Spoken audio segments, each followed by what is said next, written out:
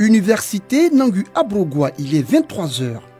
Amphithéâtre et salle de travaux dirigés, des cadres d'apprentissage le jour sont transformés en dortoirs à la tombée de la nuit.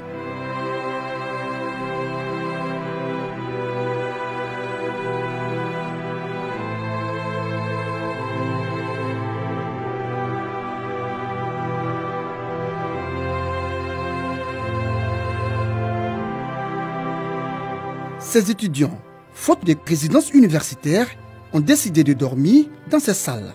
Ici, on les appelle les Kosova. Parmi eux, cet étudiant inscrit en sciences naturelles dont nous ne dévoilerons pas l'identité pour raison de confidentialité. Ce soir, il n'a pu obtenir de la place à l'intérieur. C'est donc ici, derrière cet amphithéâtre, qu'il a élu domicile. J'ai déjà fait la demande de chambre en cité universitaire. Mais pour l'instant, on n'a pas encore reçu d'informations sur les résultats, si c'est disponible ou pas encore. Je suis obligé de me débrouiller ici. Dans cette université, tous les étudiants dont les demandes de logement n'ont pas été satisfaites. La nuit, c'est la débrouille pour eux. On est obligé.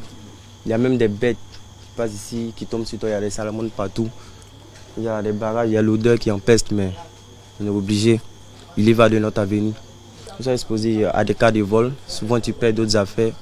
Tu ne peux que t'en prendre à toi-même. Tu ne peux pas trouver le voleur. Tu es obligé de faire comme ça. À l'université Nangu Abrogwa, les moindres recoins sont occupés. Difficile parfois de se frayer un chemin.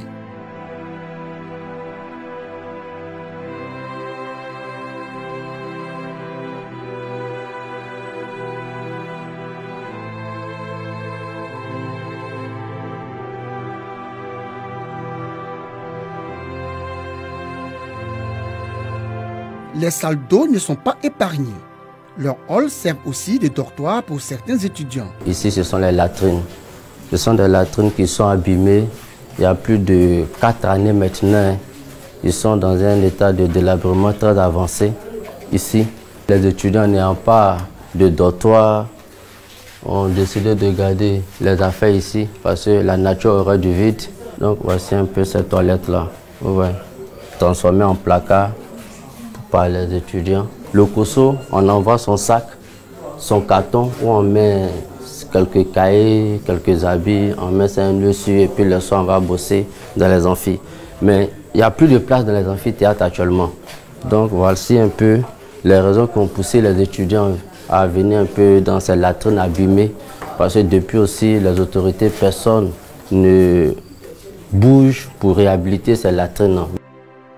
Les toilettes étant occupées par certains de leurs camarades, les étudiants ont décidé de construire dehors des toilettes de fortune pour leurs besoins. C'est le cas de cet étudiant en licence 3 de mathématiques qui prend son bain. On a préféré se laver ici, on a utilisé ces seaux de poubelle là comme couverture. Donc on se lave ici. C'est très compliqué. On ne peut que se laver dans les conditions. Vous voyez que mon petit téléphone, il allume la torche et puis il me lave. Voilà. Ici c'est le Koso. Pour répondre au déficit de chambres dans les résidences universitaires, l'État a pris l'engagement de réhabiliter celles abandonnées depuis la crise post-électorale. Ainsi, sur les 14 résidences universitaires que compte la ville d'Abidjan, 10 ont été mises à la disposition des étudiants à la FESI, Fédération estudiantine et scolaire de Côte d'Ivoire. Beaucoup reste à faire pour héberger un grand nombre d'étudiants. Verser un verre d'eau dans la mer, c'est véritablement ne rien faire. Nous sommes aujourd'hui plus de 65 000 officiellement à l'université de Cocody. Ça, c'est Cocody seulement. À Nangu Abrogwa, nous avons plus de 15 000 étudiants. Le ministère de l'enseignement supérieur, son service lié au logement, devait pouvoir nous faire une stratégie où au moins 50 000 étudiants sont logés. Mais ce n'est pas possible. Non, puisque n'oubliez pas que toutes les chambres sont au nombre de 6 000. Pour les 65 000 étudiants, nous avons 6 000 lits. Pour Ala Sinclair, la situation que vivent les étudiants de l'université Nangu Abrogwa est aussi propre à ceux de l'université Félix Houphouët-Boigny. Aujourd'hui, la FESI a 32 ans. 32 ans plus tard, on ne va pas rester là à casser les cités qui existent parce qu'on en veut d'autres. Au lieu de revendiquer tous les jours, nous sommes passés à une autre phase, de faire des propositions aux tenants du système éducatif. En ce qui concerne les logements, vu le nombre insuffisant par rapport aux infrastructures d'accueil en termes de dortoirs, nous avions dans le temps proposé à l'administration, au ministère de l'Enseignement supérieur, de créer de nouvelles résidences universitaires. Sur la question, Adama Diawara, ministre de l'Enseignement supérieur et de la Recherche scientifique, assure l'ensemble des étudiants quant à la volonté du gouvernement d'ouvrir les résidences restantes, mais surtout en construire pour le bonheur de ses apprenants. Non seulement les cités universitaires périphériques d'Abidjan qui restent, notamment à Bobo 1 et 2, Port-Boué 3, toutes ces cités-là vont bientôt ouvrir leurs portes.